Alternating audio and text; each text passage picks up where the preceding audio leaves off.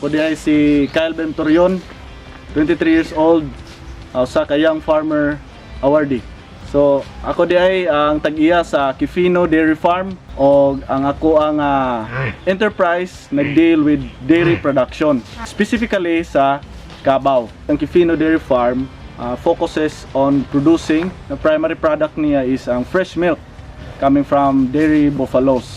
We also produce Takakura compost coming from its waste, and also lastly ang ato ang calves, mga male calves, yearlings. So kini sila nga mga calves after 1 year ato na silang ilutas nya, ato na siyang ibaligya as meat or as a breeder para sa ato ang mga dairy farmers food.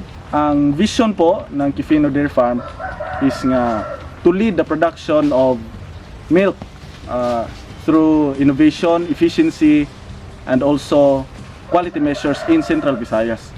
So, ang Kifino Dairy Farm aims to be the best good sa paggatas diri sa probinsya sa Bohol, usab pod sa tibuok nga Region 7.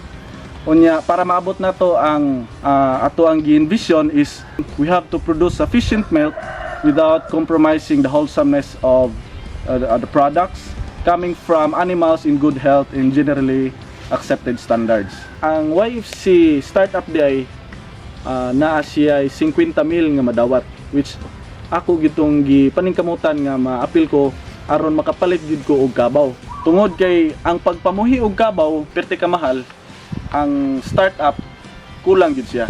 Mao to nga sa YFC upscale naningkamot ko nga bisag dili pa makagatas akong kabaw makakwarta ko. Nakakita ko og oportunidad nga pwede na akong mabaligya ang ako ang na-peer. Moto siya dako kayo nga factor nga naka-appeal ko sa YFC upscale. Then later on, tungod sa pagtabang sa DA Amad o sa uban pang mga ahensya sa gobyerno, usa ko sa napili sa YFC upscale o nga karon nakadawat ko sa kantidad nga 300,000 nga gigamit nako sa pagpadako sa ako ang bunker, usab sa akong travel vehicle, unya dugang nga pangpalit sa mga kabaw.